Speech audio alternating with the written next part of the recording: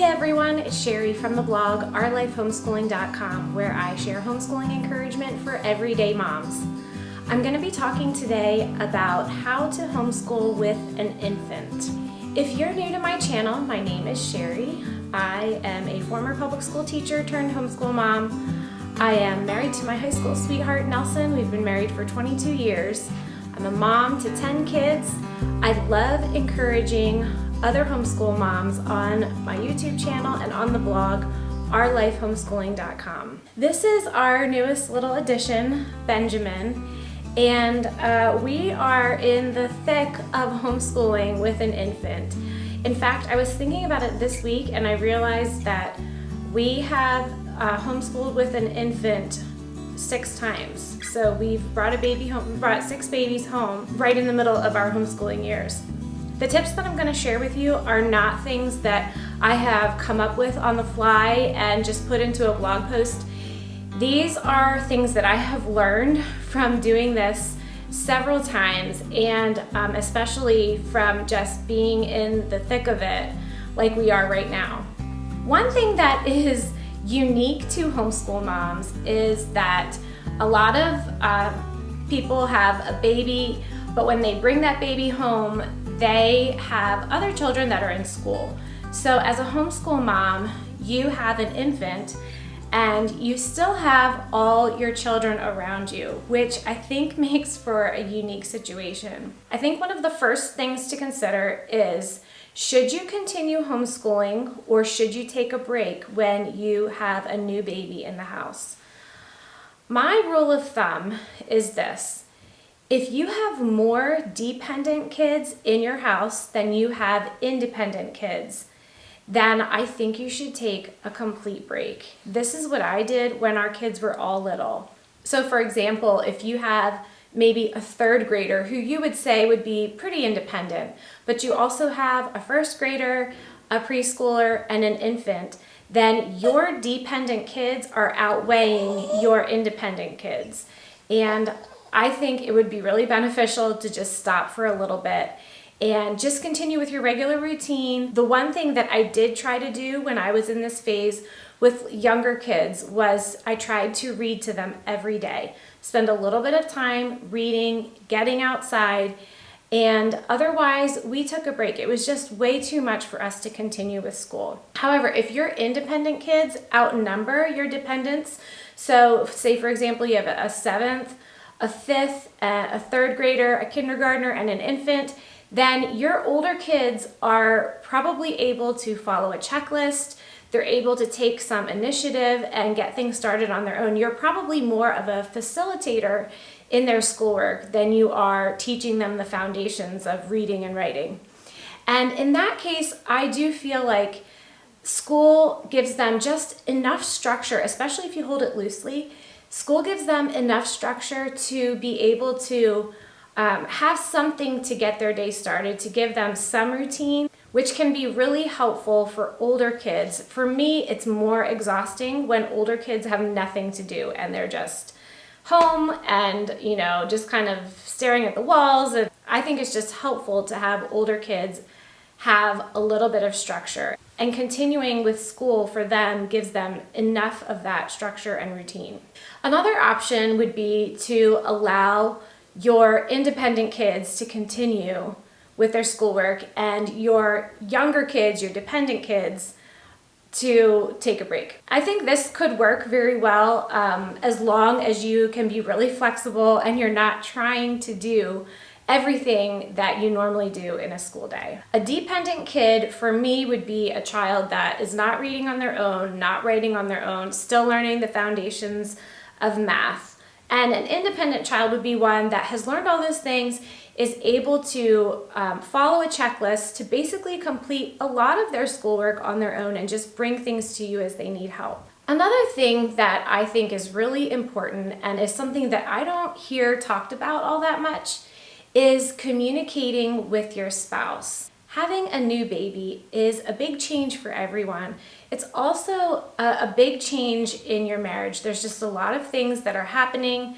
Your body has gone through a lot of hormonal changes. If you are breastfeeding, you are probably up through the night and just your baby needs you a lot. And so it's a lot. Your husband is, probably doing a lot more than normal with the other kids. And it can just be, there's so many things that are changing in your life right now. Your routine that you had just goes out the window because now you have an infant that has no schedule and is completely unpredictable. So communicating with your spouse, I think, is really, really key because you're going through such a big change in your family.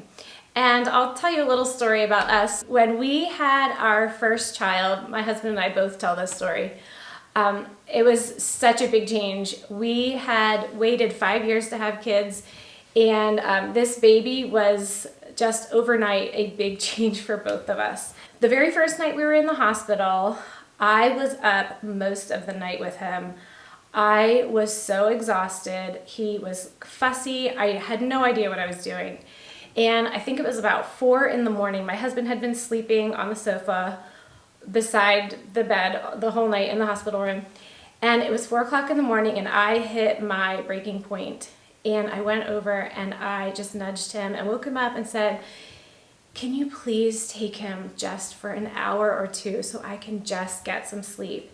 And he woke up and said, "Am I going to get any sleep around here?" And when he said that, I just had this terrified feeling like, oh my, is this how it's going to be? And I say that story to say that we have both come a long way in learning how to communicate with each other when we have an infant. An infant is such a huge change on a marriage. And I have become better at communicating my needs before I'm at the point of exhaustion. And my husband has become, over time, so much more sensitive to the changes in my body, the exhaustion that comes from breastfeeding and from a baby that just wants mom all the time. So we've become a lot better over time. And truthfully, I think now we make just a great team. We just know what each other needs and we've become really good at communicating. The one thing that we have tried to do when we have an infant is to check in with each other at least once, usually at the beginning of the day or if he's working when he comes home, and just ask the other person, is there something that I can do for you today? Or is there something that would make you feel like you got a little bit of a break and you were able to refuel? And for my husband, usually because he works right now in an office, usually he just wants to get outside. So if he can just get outside before dark, that helps him to feel fulfilled. Sometimes he will even take all the kids down to the 2-year-old and they can get outside and play. And just so long as he can work out there and get a project done, it makes him feel fulfilled. For me, I like to have some time during the day where I don't have a baby attached to me and 5 kids asking 20 questions, where I can just be by myself and get something productive done or something creative done. And that just that little bit of time helps me to feel like I got a little bit of a break. And so just checking in with each other makes a huge difference. The thing that I think is really important when you have an infant is making the baby a priority. It's a lot of work taking care of an infant. Sometimes they're only happy when they have you.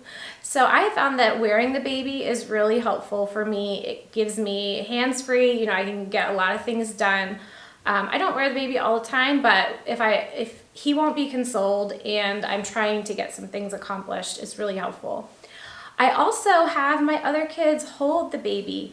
Give them, if they are continuing with school, give them chances to take a break. If they want to help, and usually kids that are old enough to hold a little one want to help, let them help, let them hold the baby, and it gives you a break and it gives them some time to bond with them. Another thing that helps me in caring for the baby is just to minimize the clutter. Over the years, we have seriously cut down on the amount of baby equipment that we have because I find that it's just not necessary. All that your baby really wants is you. And so just a lot of these gadgets that marketing is so good nowadays that they can just sell you on all these things that it seems like you need. But we have very few baby gadgets because I find that they just make more clutter, make more things I have to keep up after, and a lot of times they just get in the way. Another really helpful thing in caring for the baby is finding a sleep routine that works for you. And this doesn't mean that there's some kind of magic method out there that is going to give you a great night of sleep with an infant. You're still going to be up. You're going to be losing sleep for at least a little while. But what it does mean for me is not fighting something that everyone thinks you should be doing or is conventional if it's just not working for you. If there is a sleep method that works for you, even if it's not what everyone else thinks you should be doing, just go with it if it's going to help you get a good night of sleep or get enough sleep to function. For us, this has been co-sleeping. The baby sleeps next to me, he sleeps, I sleep. We're just able to function the next day. And when they're 4 to 6 months, then we just transition them into a crib. This is what works for us. This may not be what works for you, but whatever works for you, don't feel like you need to do what someone else says that you should be doing just because that's what you're supposed to do. Do what is going to help you get the best night of sleep, because it makes a huge difference for you in caring for your family. After caring for the baby, I place housework as a second priority. Baby, and then housework, and then thirdly, school. For us, just having some of those routines and rhythms of chores and a 15-minute pickup, these things really help you feel like you're able to function. So continuing with your regular chores is really helpful, and I think it should take priority because then you can feel like you have a clean space, and that just makes all the difference in what you're able to accomplish. One thing that's always helped me is having a 15-minute pickup. So whenever the house gets to a point where you can just feel things are getting a little bit out of control, or things are just getting messy and you need to reel it back in again, just calling out a 15-minute pickup, setting the timer, everybody working hard, just getting rid of some of the clutter, some of the things on the floor or on the table will just reset the whole atmosphere. Even the kids will feel like they want to play again, or they're ready to get some things out, maybe to start their schoolwork. A 15-minute pickup works wonders. As far as keeping up with the house, some things that we do are we use paper plates for the first, I want to say, 2 months of having an infant. It's so much to keep up with the dishes, and for us, paper plates just feels great for a couple months. Just accepting that your house is not going to look like it normally does pre-baby, when you're in your normal rhythms and things, I think goes such a long way, because there's just going to be a couple months, even the first year, it takes a while to adjust to the needs of a baby and for you to get into a system again that works now with this additional child. So having that, lowering your expectations is going to really go a long way. If you are going to go ahead with school, if you have a lot of older kids and you're just going to continue with school, or when you, with your younger kids, decide to go ahead and start into school again, I would really encourage you to take it slowly and to hold your school schedule very loosely. Be very flexible. This is not a time when you're going to be able to get everything done that you have in the past.